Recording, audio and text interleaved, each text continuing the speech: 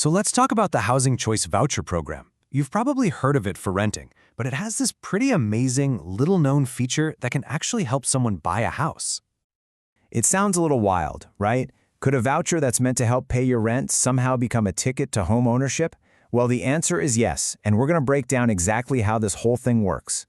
But first, to really get why this home ownership option is such a big deal, we need to understand the hurdles that renters are up against. It's not as simple as just having enough cash for the monthly payment. You know, for so many people, the real wall they hit is the screening process.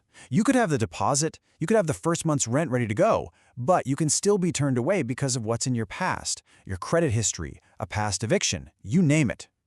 And this right here, this is the document that's at the heart of it all, the tenant screening report. Think of it like a credit report, but specifically for landlords. And get this, an eviction can haunt that report for up to 7 years. That's a long time to have that hanging over your head when you're just trying to find a place to live. Okay, so to help people out with the high cost of housing, there's a big federal program that I'm sure you've heard of. It's set up to help low-income families, the elderly, and folks with disabilities get into safe housing. Yup, we're talking about the Housing Choice Voucher Program, though most people just call it Section 8. It helps about 2.3 million households by chipping in for their rent. But here's the thing, that's not all it does. So what if that very same voucher could do more? I mean, a lot more than just cover part of your rent check each month. What if it could actually build wealth? Well, believe it or not, it can. The U.S. Department of Housing and Urban Development, or HUD, makes it clear. The program has a home ownership option. This isn't some secret loophole. It's an official feature that lets people use their voucher to help pay a monthly mortgage. So what's the catch? Well, there are a few key things you need to know. To use a voucher this way, you have to be a first-time homebuyer. You also have to meet certain income requirements that are set locally, and, this is a big one, you've got to complete a housing counseling program. It's all designed to make sure you're really ready for the responsibilities of owning a home. Okay, so that's the federal rulebook. But what does this actually look like on the ground? Let's zoom in and see how a local housing authority, in this case in Harris County, Texas, actually makes this happen for people. All right, so here's the roadmap. First, you have to already be in the voucher program. Then you have to hit those local money and credit goals we just talked about. After that, you complete the counseling. And then comes the really crucial step.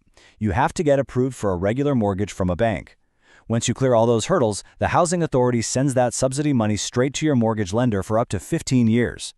And here are the hard numbers for that area. We're talking specifics. An applicant needs to make at least $14,500 a year, have a credit score of 640 or higher, and have been working full-time for at least a year straight. See, these aren't just random numbers. They're benchmarks to see if someone is financially stable enough for a mortgage. So, we've got this amazing, kind of hidden path to owning a home. But, and this is a big but, the entire system that makes this possible is facing some massive, and I mean massive, proposed changes. We are talking about a proposed budget cut of, get this, $26.7 billion for HUD's rental assistance programs.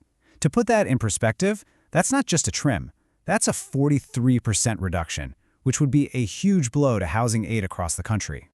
So what would that kind of change actually look like? Well, a lot would be different. Right now, we have a single federal program with the same rules everywhere. The proposal would shift to a system where states get a chunk of money, a block grant, and get to make up their own rules. And it would introduce a 2-year time limit for able-bodied adults without dependents.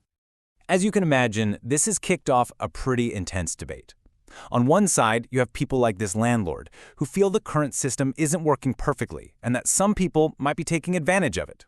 The argument here is really about accountability and making sure taxpayer money is being spent in the most effective way. But then, you have the other side of the coin.